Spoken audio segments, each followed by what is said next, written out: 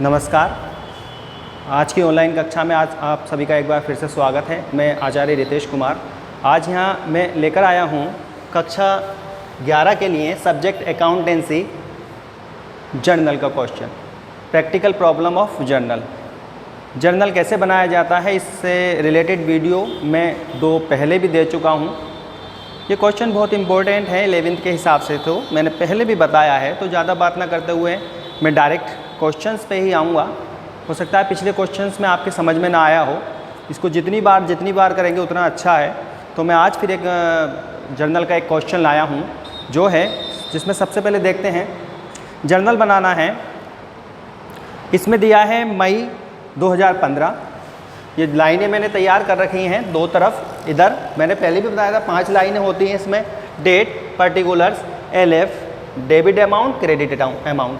ये बाद में इसके आगे का सवाल बाकी का यदि आया तो मैं यहाँ करूँगा। तो ये लाइनें 5 ही होती हैं, इसको एक साथ नहीं देख लेना, ये अलग हैं, ठीक है, बीच में ये गैप है। तो 2015 में एक में मेरे पे एक क्वेश्चन है बुक में, इसमें कहा है कि नकद रुपयों से व्यापार आरंभ किया। नकद रुपयों से व्यापार आरंभ किया 40,000 रुपये। तो नकद रुपयों से व्यापार आरंभ किया, फिर वही बात समझेंगे, व्यापारी द्वारा जो व्यापार में धन लगाया जाता है वो पूंजी कहलाता है। और जब मान लो फ्यूचर में कभी वो व्यापार बंद करेगा अपना, तो उसी संपत्ति जो भी खरीदी है उसने व्यापार में, उन संपत्तियों को बेचकर अपना पैसा वापस ले लेता है। यानी पहले तो पैसा लगाया फिर वो वापस ले लिया, यानी एक प्रक्रिया उस तरह से हो गई कि हमने किसी को उधार दिया हो, वो हमें वापस मिल रहा हो। तो हम ये एंट्री व्यापार की दृष्टि से देखें तो हमें व्यापारी से पैसा क्या है, मिल रहा है। कोई व्यापारी है, वो व्यापार में पैसा लगा रहा है, तो व्यापार में पैसा क्या कर रहा है, आ रहा है। तो जब भी व्यापार में पैसा आता है तो क्या लिखते हैं, कैश अकाउंट डेबिट। रूल्स हैं, आने वाली वस्तुएं डेबिट होती हैं, आने वाली वस्तुएं डेबिट होती हैं, इसलिए कैश अकाउंट को डेबिट किया गया है।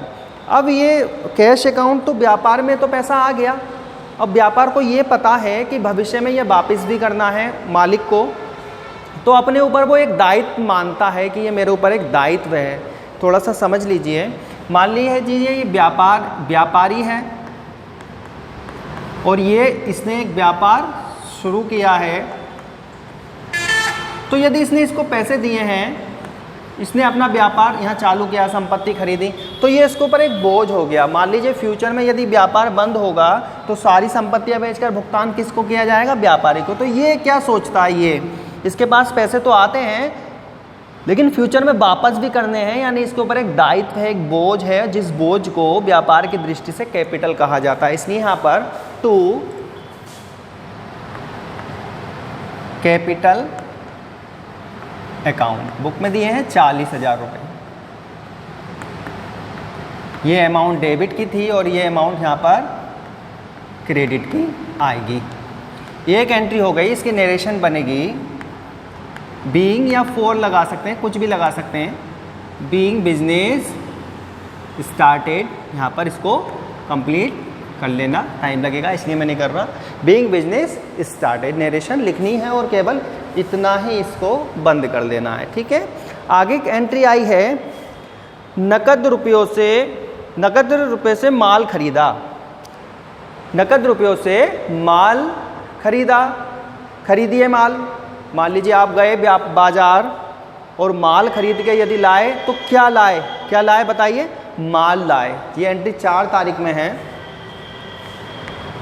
और जब भी माल लाते हैं बाजार से तो हम खरीद कर ही तो लाए ना, तो माल यानी गुड्स। लेकिन उस गुड्स को मैंने बोला था क्या लिखते हैं, गुड्स नहीं लिखते हैं, क्या लिखते हैं उसको, परचेज।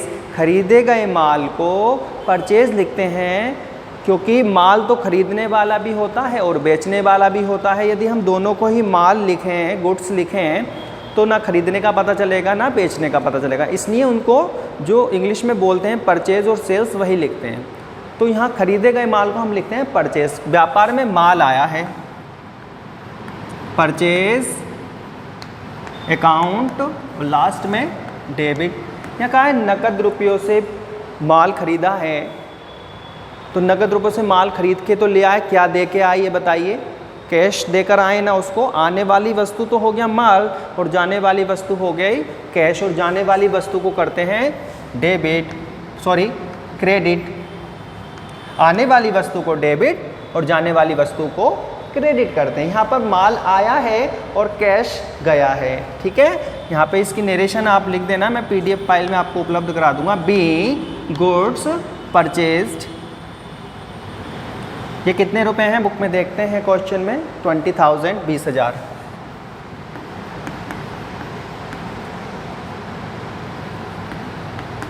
अगली एंट्री देखेंगे, इसी से रिलेटेड है, यहाँ आपको दोनों एंट्री समझ में आएंगे। अब इसमें कहा है रामू से माल खरीदा, तो माल चाहे रामू से खरीदो, चाहे श्यामू से खरीदो, चाहे नकद खरीदो, हर कंडीशन में आपके पास आता तो माल ही है ना। तो चाहे वो उधार खरीदा जाए, चाहे नकद खरीदा जाए, चाहे किसी व्यक्ति से खरीदा जाए, यदि आपको लिखा हुआ मिलता है पर्टिकुलरली माल खरीदा, याद रखना माल, और भी चीज़ें खरीदी जाती हैं लेकिन उसमें माल खरीदा लिखा हुआ हो, गुड्स परचेज लिखा हुआ हो, तो हमेशा परचेज अकाउंट को ही डेबिट करते हैं 6 तारीख में। Purchase account debit. क्रेडिट किसको करेंगे ये पता चलेगा आगे ये देखने से कि अगर नकद में खरीदा है तो रुपए जाएंगे इसी एंट्री की तरह, कैश को क्रेडिट कर देंगे। लेकिन इसमें कहा गया रामू से माल खरीदा है, यानी नाम कब दिया होता है? जब उधार खरीदा हो, या तो ये लिखा होता रामू से नकद माल खरीदा, तो रामू की कोई वैल्यू नहीं रहती क्योंकि पैसे आ जाते हैं।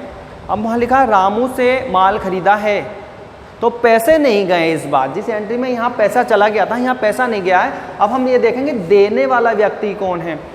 आपको माल किसने दिया? किसने दिया? रामू ने दिया है, तो यहाँ पर आएगा टू रामू। अब देखिए ये दोनों ही खरीदने की एंट्री हैं, लेकिन इसमें परचेज अकाउंट डेबिट दोनों में परचेज हो रहा है, लेकिन यहाँ पर तो आया है कैश और यहाँ पर आया है नाम, यानी कि ये एंट्री तो हो गई आपकी नकद और ये एंट्री हो गई आपकी उधार। बस यही दोनों अंतर है, या तो एंट्री ये बनेगी या ये बनेगी, आपको देखना है। नकद खरीदा है तो टू कैश, उधार खरीदा है तो टू उस व्यक्ति का नाम जिससे खरीदा है। यहाँ पे लिख देंगे नरेशन इसकी, be goods purchase from Ramu. ये मैं आपको PDF फाइल में उपलब्ध करा दूंगा इसकी नरेशन, ज़्यादा टाइम ना लगे इसलिए मैं इसको अभी नहीं लिख रहा हूँ। और अमाउंट है इसकी 10,000 10,000 रुपये।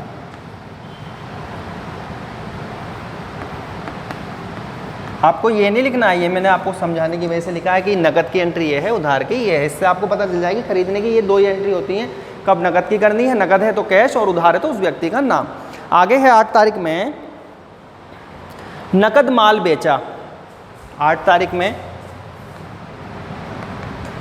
बेचो नगद माल। मान लीजिए आप दुकान पर बैठे हैं अपनी और नगद माल बेचते हैं, कोई आपके पास आता है नगद माल खरीदने, तो आपने उसको क्या दिया? माल दिया। उसने आपको क्या दिया? कैश दिया। तो कैश आपके पास आया और आने वाली वस्तु होती है डेबिट, कैश अकाउंट डेबिट। यहाँ पर कैश आपके पास आ रहा है, माल बेचने से कैश। मैंने देखा है कुछ बच्चों से मैं पूछता हूँ बताइए माल नकद बेचा तो क्या गया, तो वो कहते हैं कैश गई। माल बेचने में कैश जाएगी तो बहुत बढ़िया भैया, आप दुकानदारी ना करें तो अच्छा है, क्योंकि आप माल भी दे देंगे उसको और कैश भी दे देंगे। गलत है ना, माल देंगे तभी तो उसका कैश मिलेगा ना। तो आने वाली वस्तु क्या है? डेबिट। अब दिया क्या है? माल। यहाँ मैंने बताया था माल को माल नहीं लिखते हैं, जिस तरह खरीदे गए माल को परचेज लिखते हैं उसी तरह बेचे गए माल को लिखते हैं सेल्स। तो टू सेल्स अकाउंट, ठीक है।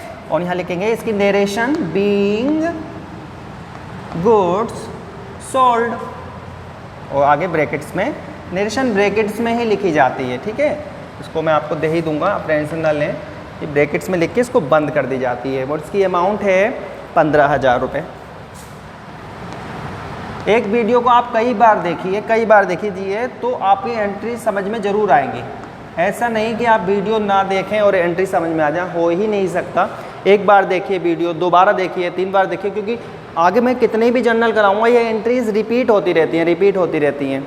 आप अपना भी टाइम ख़राब करेंगे और यहाँ पर भी टाइम ख़राब होगा ही, एक ही चीज़ 100 बार पढ़ाई जाएगी तो इसलिए कोशिश कीजिए एक बार में जो उसको समझ में आ जाए। वीडियो ज़्यादा बार देखिए, ठीक है।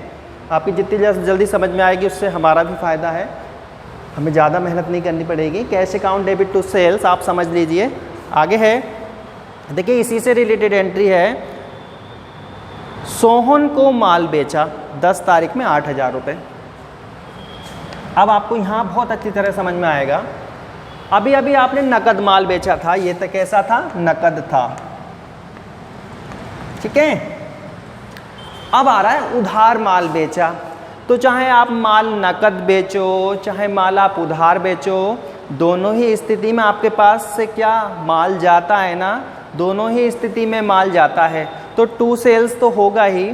जिस तरह खरीदने वाली एंट्रीज में चाहे वो नकद हो या उधार बेचेज डेबिट होता है, उसी तरह बेचने वाली एंट्री में चाहे वो नकद हो या उधार टू सेल्स यानी सेल्स क्रेडिट होता है। सेल्स का मतलब है बेचा गया माल, ठीक है। तो यहाँ मैं टू सेल्स तो मैं करूँगा ही, लेकिन इस समय सोहन को माल बेचा है तो उधार बेचा है, नकद रुपए नहीं आए हैं। जब आए नहीं हैं रुपए तो कैश अकाउंट डेबिट करोगे ही नहीं। मान लीजिए आपके दुकान से कोई उधार माल खरीद कर चला जाता है, आप किसी व्यक्ति को उधार माल बेच देते हो, तो उसका नाम आप भूल जाओगे, उसका नाम भूल जाओगे कि आपने उस व्यक्ति को इतने रुपए का उधार माल बेचा, कभी नहीं भूलोगे ना जब तक वो पैसे नहीं देगा। इसलिए उधार की एंट्रियों में व्यक्ति का नाम मायने रखता है और एंट्रीज में भी उसका नाम आता है ताकि अकाउंट्स में वो चढ़ सके। तो सोहन यहाँ पर पाने वाला है, सोहन डेबिट। अब सोहन को डेबिट क्यों करा गया, क्योंकि सोहन पाने वाला व्यक्ति है। व्यक्तिगत खाते का नियम है, पाने वाले व्यक्ति को डेबिट करते हैं और देने वाले व्यक्ति को क्रेडिट करते हैं। यहाँ सोहन पाने वाला व्यक्ति है डेबिट, और यहाँ रामू देने वाले व्यक्ति था, क्योंकि हम उससे खरीद के लाए तो वो क्रेडिट। व्यक्ति का नाम आता है तो व्यक्तिगत खाते के नियम को थोड़ा दिमाग में लाना है। कोई संपत्ति आती जाती है तो वास्तविक खाते के नियम को दिमाग में लाना है, बहुत सिंपल है। और यहाँ टू सेल्स अकाउंट, ये कैसा है मैं लिख देता हूँ। वैसे आपको क्वेश्चन में नहीं लिखना है, ये मैं आपको केवल समझाने की वजह से लिख रहा हूँ। Being goods sold to Sohan, कितना है ये, 8,000 रुपये। अब एक चीज़ यहाँ थोड़ी सी और क्लियर करूँगा मैं, आपके पास दोनों ही एंट्री आ गई, नकद खरीद की उधार खरीद की। इसी तरह ये भी दोनों एंट्री आ गई, नकद बेचने की और उधार बेचने की, नकद बेचने की और उधार बेचने की। तो आप इसको भी थोड़ा ध्यान में रखकर, इसके अलावा खरीदने बेचने की और कोई एंट्री हो आएगी नहीं, ठीक है। खरीदने बेचने की एंट्री आगे आएंगी क्वेश्चंस में, लेकिन इसके अलावा कुछ होगी, या तो नकद बेचेंगे या उधार, या नकद बेचेंगे या उधार, या उधार खरीदेंगे या नकद करेंगे, ठीक है। आगे है, रामू को भुगतान दिया 15,000 का। अभी अभी आपने रामू से देखो उधार माल खरीदा है, अब वो कह रहे हैं 15 तारीख में कि आपने उसको 15,000 रुपये दे दिए। तो रामू को यहाँ पर है रामू से, ठीक है, रामू को आपने कितने रुपए दे दिए यहाँ, चलो कोई बात नहीं, 15,000 रुपये दे दिए। पाने वाला रामू हो गया, इसको मैं थोड़ा क्लियर करता हूँ। 15 तारीख को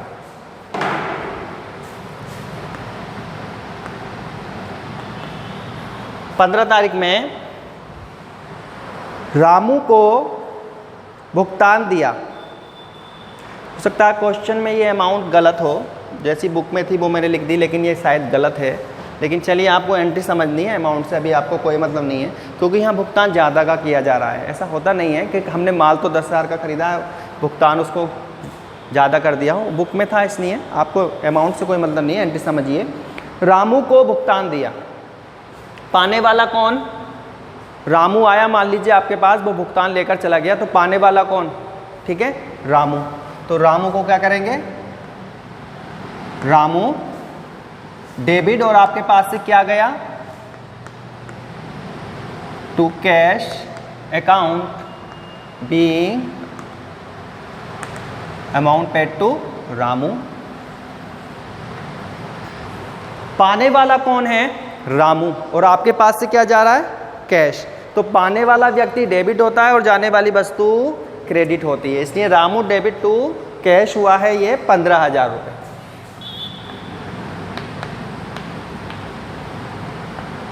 ये भुगतान की एंट्री है। आगे है सोहन से प्राप्त हुए, सोहन से प्राप्त हुए, इसको उल्टा कर देंगे। जैसे अभी ये भुगतान दिया था, अब आपको क्या हो रहा है, अब आपको प्राप्त हो रहे हैं। कितनी डेट है, ये है 20 तारीख में। अब आपको प्राप्त हो रहे हैं, कोई आया सोहन और आपको पैसे देकर चला गया, तो क्या मिला आपको, क्या आया आपके पास, कैश। ठीक है, कैश आएगा ना, सोहन से प्राप्त हुए तो कैश अकाउंट डेबिट। अभी अभी देखिए यहाँ पर हमने कैश अकाउंट को क्रेडिट करा है, क्यों, क्योंकि वो भुगतान किया है, हाँ हमारे पास से कैश जा रही है। अब मैं यहाँ कैश अकाउंट को डेबिट कर रहा हूँ क्योंकि यहाँ हमें कैश प्राप्त हो रही है। यहाँ पे तो हो रहा है इसका भुगतान और यहाँ पर हो रही है कैश क्या, प्राप्त। तो वास्तविक खाते का ही नियम लगा, जाने वाली वस्तु क्रेडिट होती है और आने वाली वस्तु डेबिट होती है। भुगतान में हमेशा कैश क्रेडिट होगी क्योंकि जाती है, और प्राप्त होने पर हमेशा कैश डेबिट होगी क्योंकि वो आती है। अब सोहन से प्राप्त हुए हैं, तो जिससे प्राप्त हुए हैं उसका नाम लिख दीजिए, टू सोहन। मान लीजिए आप घर पे रुपए लेकर जाते हैं, ज़्यादा सी अमाउंट आप घर रुपए लेके गए, अपने घर वालों को दिखाई, तो घर वालों का अगला क्वेश्चन क्या होगा, यही होगा कहाँ से लाया। तो यदि वो आप किसी व्यक्ति से लाए हो तो आप उसका नाम बताओगे ना कि सोहन ने दिए थे, इसलिए यहाँ नाम तो हमेशा लेन देन में आता ही है। आप किसी से नगद रुपया प्राप्त कर लीजिए या किसी को उधार दे दीजिए तो नाम तो आएगा ही, नहीं तो लोग पूछेंगे कि पैसा कहाँ गया या कहाँ से लाया, तो आपको उस व्यक्ति का नाम बताना ही पड़ेगा। तो भुगतान वाली एंट्री, चाहे वो प्राप्त हो चाहे आप भुगतान कर रहे हो, आपको व्यक्ति का नाम तो डेबिट या क्रेडिट करना ही है। ठीक है, तो सोहन को सोहन से हमें 6000 रुपये प्राप्त हुए बुक में।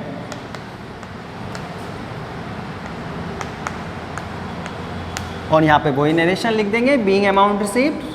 नरेशन की आप टेंशन ना लें, बीइंग अमाउंट रिसीव्ड जो विवरण होता है उसी को थोड़ा इंग्लिश में लिखना होता है, या अमाउंट पेड या अमाउंट रिसीव्ड। ठीक है, अब आगे आई 20 तारीख के बाद एक 24 तारीख, फर्नीचर खरीदा। चलो भाई फर्नीचर खरीदो, जाओ बाजार और ख़रीदो फर्नीचर। अब घर पे पूछेंगे क्या लाए, तो आप क्या जवाब दोगे, फर्नीचर लाए। और फर्नीचर लाए तो आने वाली वस्तु क्या होती है, डेबिट। फर्नीचर अकाउंट डेबिट,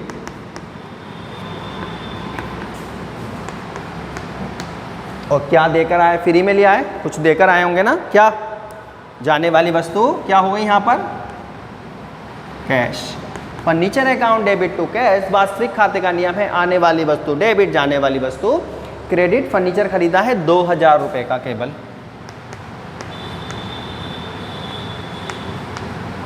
ठीक है, यहाँ पे बीइंग फर्नीचर परचेज्ड।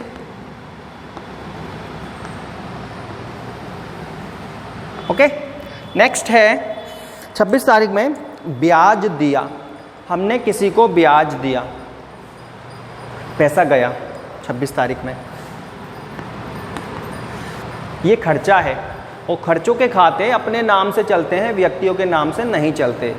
अगर यहाँ व्यक्ति का नाम होता, मान लो 5 व्यक्ति खड़े हैं, हमने एक को उसमें राम को ब्याज दिया, सोहन को वेतन दिया, मुकेश को मजदूरी दी, विनोद को कमीशन दिया। ठीक है, इस तरह तो आप यदि उन नामों को सबको पाने वाले व्यक्ति तो वो हो गए। यदि मोहन डेबिट, सोहन डेबिट, जिनका मैंने नाम लिया जो भी है, राम डेबिट, सोहन डेबिट, ये डेबिट, वो डेबिट, और गई क्या, कैश। आप ये नहीं बता सकते कौन सा वेतन था, कौन सी मजदूरी थी, कौन सा कमीशन था, है ना। तो नामों का आगे अगर हम खर्चों में नामों का यूज़ करेंगे तो हमें पर्टिकुलर उस खर्चे का पता ही नहीं चल पाएगा इस खर्चा कितना हुआ। इसलिए खर्चों के जब भी एंट्री आती है उस खर्चे को डेबिट ही किया जाता है, व्यक्ति को नहीं। तो खर्चे मैंने एक नियम भी बताया था, वास्तविक खाते का सभी खर्चे डेबिट ही हो। तो यहाँ इंटरेस्ट दिया है तो इंटरेस्ट आपका ब्याज जो है खर्चा हो गया, इंटरेस्ट अकाउंट डेबिट। और हर खर्चे में क्या जाती है, कैश। हर खर्चे में, फ्री में खर्चा कोई होगा, इसलिए खर्चे में हमेशा कैश को क्रेडिट ही किया जाएगा। कितने रुपए हैं, 400 रुपये। खर्चा हमेशा डेबिट होता है, नाम डेबिट नहीं होता, और हमेशा खर्चों में जाती है कैश। आगे देखते हैं, अब है कमीशन मिला 28 तारीख में।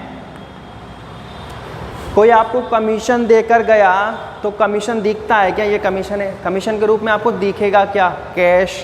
तो आने वाली वस्तु ये इनकम है, ये इसका अपोजिट है। यहाँ पर हमारा खर्चा हो रहा था इसलिए कैश जा रही थी, अब कोई हमें कमीशन दे रहा है, ये हमारी आमदनी है, इनकम है, आय है, और सभी आय क्रेडिट होती हैं और उस आय में हमें रिसीव्ड क्या होता है?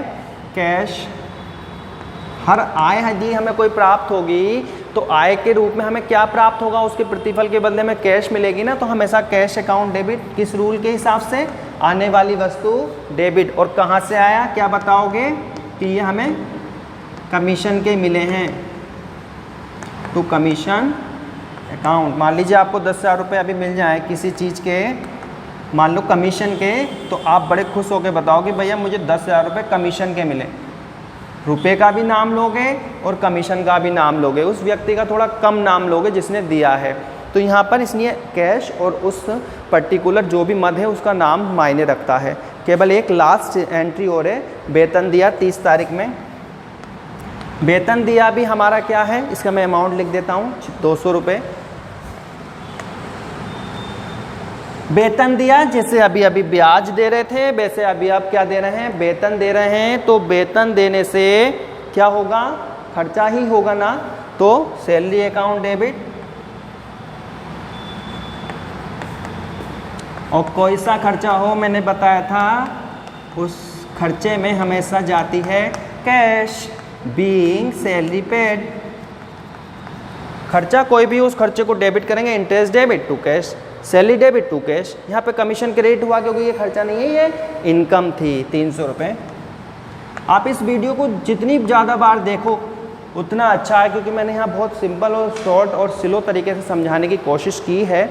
आगे भी इस तरह के मैं 1-2 सवाल लाऊंगा तो उनमें भी यही एंट्रियाँ रिपीट होंगी, आप फिर वहाँ समझोगे। आप वीडियो अब का भी टाइम ख़राब करोगे, फिर जब का भी टाइम ख़राब करोगे, ठीक है। इसलिए इसको यहीं समझने की कोशिश करना। अब आगे जब भी मिलेंगे वो मिलेंगे नेक्स्ट वीडियो में। जब तक के लिए आपका धन्यवाद, थैंक यू।